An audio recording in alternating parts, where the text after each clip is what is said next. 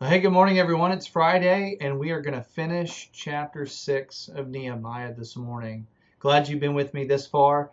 It's been a great study. We're halfway through, roughly, and now we're getting to the end of the wall project. To give you some background into what we're talking about today, it's the month of Elu, that's the way I'm pronouncing it, which is kind of like mid-September to early October for us on our calendar. And the dust has now settled. The mortar has been set. The last nail has been hammered in. The final door has been hung. Mission success, right? Beforehand, Nehemiah has been dealing with all this internal subterfuge that's been aimed at stopping the work at hand. And this morning is kind of a crossing of the finish line. It's the completion of a major project, but yet, as we're going to see in our text, it's the beginning of another one that Nehemiah is going to have to get involved in. So what's completed externally, now he's going to need to take that same energy that he poured into that project and start directing it towards domestic issues within this reconstructed wall. So let's finish the chapter together. Let me read it for us first, and then we'll kind of go verse by verse as we usually do, and look at what the implications are and the context and so forth of these verses for us. Verse 15 says, "So the wall was finished on the 25th day of the month of Elu, in 52 days. And when all our enemies heard of it, all the nations around us were afraid and fell greatly in their own esteem, for they perceived that this work had been accomplished with the help of our God. Moreover, in those days the nobles of Judah sent many letters to Tobiah, and Tobiah's letters came to them. For many in Judah were bound by oath to him, because he was the son-in-law of Shechaniah, the son of Era, and his son Jehohanan had taken the daughter of Meshullam, the son of Berechiah, as his wife. And also they spoke of his good deeds," verse 19, "in my presence and reported my words to him, and Tobiah sent letters to make me afraid." And that leaves us at the end of chapter 6. So we go to verse 15. It says, "So the wall was finished on the 25th day of the month of Elu in 52 days. So what is Nehemiah saying here? Well, he's rejoicing, right? He's saying, we did it. The wall is complete. It's fit. Can you believe it? I mean, they started in what would be August of our time. They finished kind of roughly October. And if we're going to relate that to our own calendar, just to kind of give us a bearing of, the season there. And they accomplished what had only been attempted before. Think about that. This is not the first time that people had tried to restore. Again, let me point us back to Ezra 4, where it talks about how they were doing this work. They were seeing things get accomplished, and then it all gets brought to naught. It all gets stopped by a decree of the king. And so here they are now. They've finished the project. 52 days it took for them from laying the first stone back on the wall until the last gate is put in its proper place. I mean, this is a big deal. This is a cause for celebration. But let me remind us that Nehemiah is not going to try to take credit for any of this. He doesn't want to steal any of the glory. I think it's safe to assume that Nehemiah knows the accomplishment that's being done here is only by the empowering work of God in the lives of the workers and himself. As the song says, "To God be the glory, great things he has done." I believe that's the heart of Nehemiah here in this passage. But he quickly moves on to talk about what's going on around him. He says in verse 16, "When all of our enemies heard it, all the nations around us were afraid and fell greatly in their own esteem, for they perceived that this work had been accomplished with the help of our God." Now, see, this is why the work is so significant, okay? Because even in the eyes of the enemies, they understand who's behind this project. Don't miss that very important detail. Now, they're not bowing the knee to God, we understand. They are vehemently opposed to the God of Judah, but they recognize at least that he is behind this swift progress that's made it possible for them to complete this project. And like I said, it's been attempted before. It's failed. Now, this time, not only does it get done, but it gets done at a record-breaking pace. And Nehemiah point blank says they're afraid. And rightly so, right? I mean, if God can accomplish with this smattering of exiles the complete rebuilding of a 1.5 to 2.5 mile circumference wall, along with the gates, this is no small feat. Again, remember, we're not putting up some little waist-high gardener's fence out of, creek rock that we find somewhere down in the river somewhere. We're talking about a large structure. And if God can accomplish that with these common people, then what else could happen? Maybe they could invade other nations. Maybe they could be trouble for their own nation, these enemies are thinking. Maybe they're a better people than we gave them credit for. And so what Nehemiah is pointing out here is that their own pride is what's happening here. It's their own pride, their own inflated self-esteem, their own cocky view of themselves is being diminished greatly. It says that their own esteem fell greatly. They didn't think they were the baddest boys on the block anymore. They knew that they had been bested because they see this accomplishment that's happening in Jerusalem. The wall has been reconstructed. The security measures of Jerusalem have been restored. And if God's been behind this all along, the God of Israel, then they know they're in trouble now, given the historical things that God has done. Remember, these people aren't dumb. They very likely have heard of the great conquests and the great accomplishments that have happened through this nation of Israel back then. I mean, why else would they be so hell-bent on trying to stop the work, right? They are so, they're thinking of themselves. It's self-preservation, self-grandizing. They want to make sure that they never get back to that position, to be in that place where they could actually be feared as a real enemy of themselves. So this is devastating to the other nations. While the people in Judah are celebrating the accomplished work, the nations around them are essentially cowering in fear. They know what this means. They know who's behind it.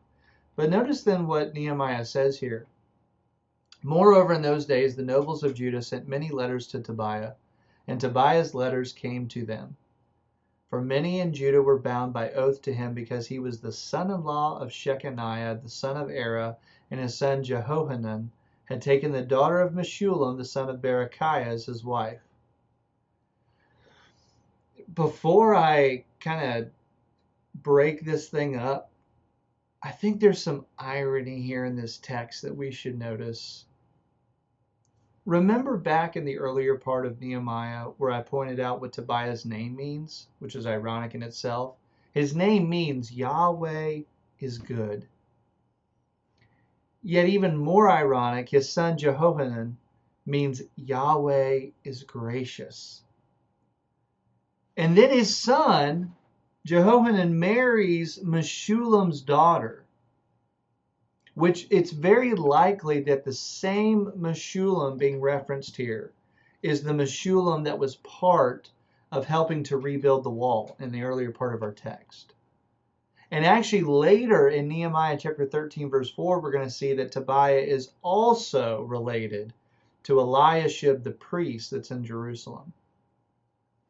So this man has intentionally done well to infiltrate himself, to put himself in this position of power, a place where he can seek to manipulate those that are in charge in Jerusalem. And what's happening is he and his son are working to the opposite nature of what their name conveys. And so even after such a wonderful accomplishment, now what Nehemiah is pointing out is there are more problems for me to deal with here. There was internal sabotage, right? In the earlier part of chapter 6 we talked about last time. Even to the point where one of the priests was trying to use his position to convince Nehemiah to essentially get himself killed, right? But now there's continued sabotage by those inside the wall.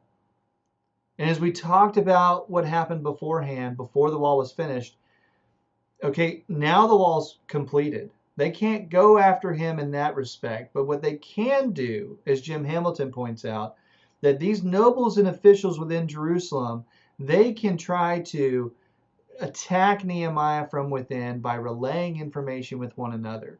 Essentially, what Jim Hamilton says is they're exchanging intelligence with one another. They're writing letters to Tobiah, probably explaining everything that Nehemiah says or does and otherwise, and vice versa. They're exchanging this information. They want to keep Tobiah in the loop. They want to be part of this diabolical plan. And they're doing it, whether they're doing it out of a pure hatred for Nehemiah, we don't know. Or it could just be out of the compulsory reasons that are given in verse 18. And if you notice in verse 18, it says that there's intermarrying that's been going on. And remember what I said before, in both Ezra and Nehemiah, the first few chapters, Ezra respectively with Nehemiah, Ezra, they're rebuilding the temple, Nehemiah is rebuilding the wall. But now the rest of the material in both Ezra and Nehemiah deals with the same issue of the internal matters of the intermarrying. Domestic issues here. So Nehemiah is already pointing this out. Hey, this is an issue. And it's not only an issue that we're going to deal with later on in the text, it's an issue he's dealing with immediately once the wall's been finished. There are some people from Judah that have married into Tobiah's family. And so since Tobiah is now connected with some of the nobles in Jerusalem by marriage, they feel perhaps obligated to share information with him to keep him in the loop as a way of being in his good graces or whatever their thought is behind that. And then in verse 19, it says, also they spoke of his good deeds in my presence and reported my words to him. And Tobiah sent letters to make me afraid. So the worst part about this is these nobles are trying to convince Nehemiah that Tobiah is one of the good guys. They spoke of his good deeds in my presence. They're essentially trying to go to Nehemiah and say, hey man, Tobiah's not that bad. I mean, you just got to get to know the guy. He's pretty cool once you get to know him. I mean, come on. How dumb do they think Nehemiah is? This guy, Tobiah speaking, this man has been part of the plot to stop the rebuilding of the wall the entire time. Ever since Nehemiah arrived on the scene, who's in play? Geshem, Sanballat, Tobiah, and other people start to arrive on the scene. We start to learn about 4 or 5, even more different enemies that are surrounding this area of Judah. The guy has been part of the plot to stop this work from day one. He's mocked, he's threatened, he's conspired with others to try and ruin Nehemiah and the Jerusalem project. But yet now the wall's finished. But it doesn't matter to Tobiah. Because what he's doing now is he's showing this flagrant disdain for these people and their work. I mean, these nobles are so deep in Tobiah's pocket that they are speaking good of him and evil of Nehemiah. I mean, think about that for just a second.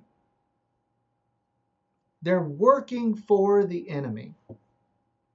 They are so blinded by what they are doing that they're sticking up for the man who is vehemently opposed to the work that God wants to see accomplished there in Jerusalem. I mean, that's kind of astounding, isn't it? Whatever he says or does, talking about Nehemiah now, whatever Nehemiah says or does is now going to get reported to Tobiah immediately, according to verse 19. And Tobiah is unapologetic, and he's persistent in his efforts to bring everything to a halt. So as I draw this passage to a conclusion for us this morning, let me just kind of ask some evaluative questions. Have you ever had an enemy like that? Someone who is so opposed to you personally, or they're so opposed to what you represent, that they essentially make it their life's goal to destroy you or to destroy what you're doing. Maybe you have. Maybe you haven't. But what's the lesson here? Well, speaking from experience, I can say this. I want to tell you this, that we need to be aware. Oftentimes after these great, what we might call mountaintop experiences or moments where we feel like we've accomplished something for the Lord, that there are going to be enemies in the wings who want to snuff out that spiritual flame. Listen, there's an ebb and flow of mountains and valleys in our lives, right? In fact, we're promised in portions of Scripture that we're going to go through trials. And those are refining moments for us, not to try to shy away from them or to hate them, but to see how we can be drawn closer to Christ because of them. How do those moments refine us? How do they help us grow more like Christ? How do they equip us for things in the future? And so the question I want to ask us is, how will we respond when things like this happen?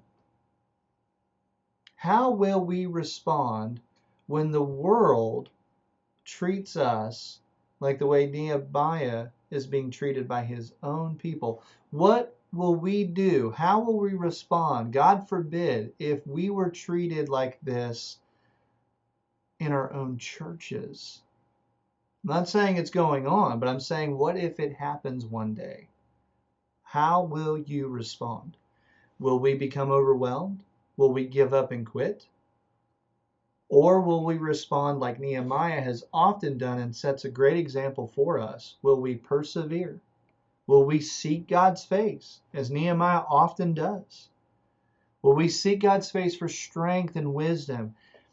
And will we press on, as Paul's word says, toward the goal for the prize of the upward call of God in Christ Jesus?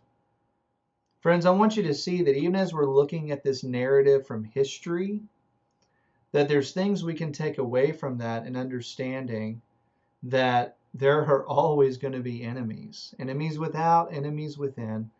But how will we respond? That's the question I want to leave with us this morning. And so we'll dive into chapter 7 as we pick up on Monday. We'll do that next time.